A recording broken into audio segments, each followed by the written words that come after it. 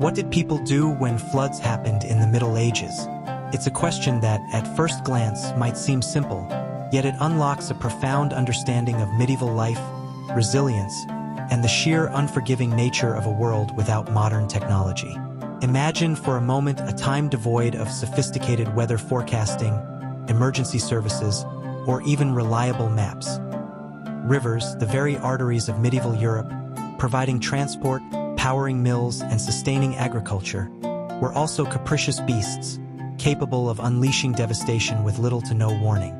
For medieval communities, heavily reliant on subsistence agriculture and riverine trade, a flood was not just an inconvenience, it was an existential threat.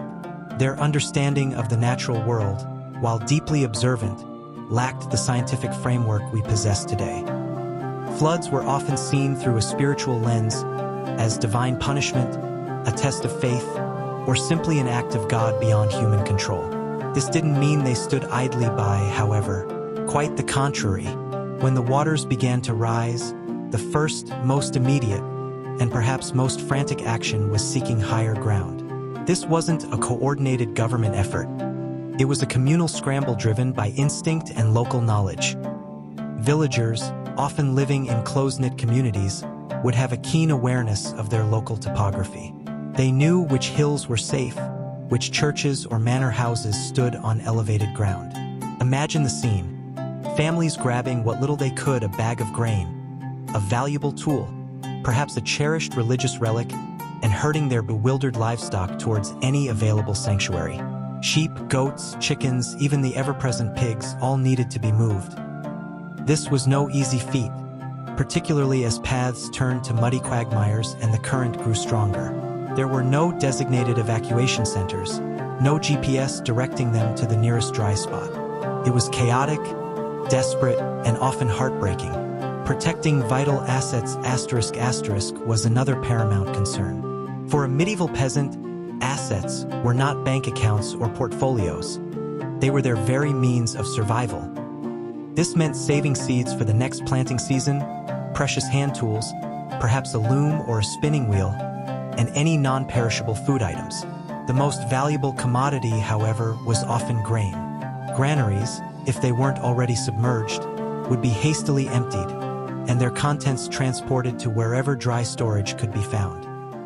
Imagine the sheer physical labor involved, carrying heavy sacks of wheat or oats through rising water, knowing that if these were lost, starvation might follow. Community solidarity, born of necessity, truly came to the fore during such crises. While we might think of medieval society as rigid and hierarchical, in the face of a shared disaster, neighbors helped neighbors.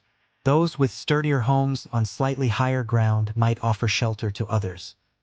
The local church, often built of stone and usually on a prominent site, frequently served as a temporary refuge, its thick walls offering a sense of security against the relentless waters. Monasteries, too, with their larger complexes and often strategically chosen locations, became havens, providing both shelter and what little charity they could muster in the immediate aftermath. There were no emergency aid organizations, no government relief agencies to call upon. Help, if it came from within the community or from the church. Once the immediate threat subsided and the waters began to recede, the truly arduous task of assessment and recovery began. The landscape left behind by a major flood was often one of utter devastation. Fields, the very foundation of medieval sustenance, would be submerged under layers of silt, mud, and debris. Crops, if they hadn't been completely washed away, would be ruined. Livestock, if not drowned, might be scattered, injured, or diseased. Homes, often built of timber, wattle and daub, or thatched roofs, would be severely damaged, their structures weakened, their interiors filled with slime and reeking of decay. Bridges, essential for trade and communication, were frequently swept away, severing vital connections. Mills, the heart of the community's food processing, would be choked with mud, their water wheels broken. The reconstruction efforts were monumental and almost entirely reliant on manual labor and local resources. There were no heavy machinery, no supply chains delivering building materials from afar. Villagers would band together, often under the direction of the local lord or the parish priest, to clear debris. Houses would be painstakingly repaired, using whatever timber, clay, or thatch could be salvaged or gathered from the immediate surroundings. Imagine trying to rebuild your home with basic hand tools, knowing that the structural integrity might be compromised, and the next flood could be just around the corner. Bridges and mills, crucial for the economy, would be prioritized for repair, a task that required skilled craftsmen and considerable communal effort, often taking months or even years. Perhaps the most critical challenge after a major flood was food security. With fields ruined and crops destroyed, the threat of famine loomed large. Medieval society lived on the edge of subsistence at the best of times. A flood could push an entire region into starvation. Communities would rely on any stored grain that survived, rationing strictly. Bartering for food from unaffected regions would become paramount, if roads and bridges allowed.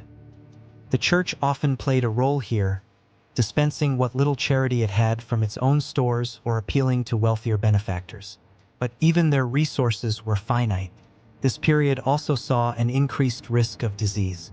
Contaminated water sources, decaying organic matter, and crowded, unsanitary living conditions in temporary shelters created a perfect breeding ground for epidemics like dysentery, typhus, and other waterborne illnesses. Without any understanding of germ theory or modern sanitation, these diseases could decimate a population already weakened by hunger and stress. Despite the overwhelming challenges, medieval communities also demonstrated remarkable resilience and adaptability. They learned from past floods.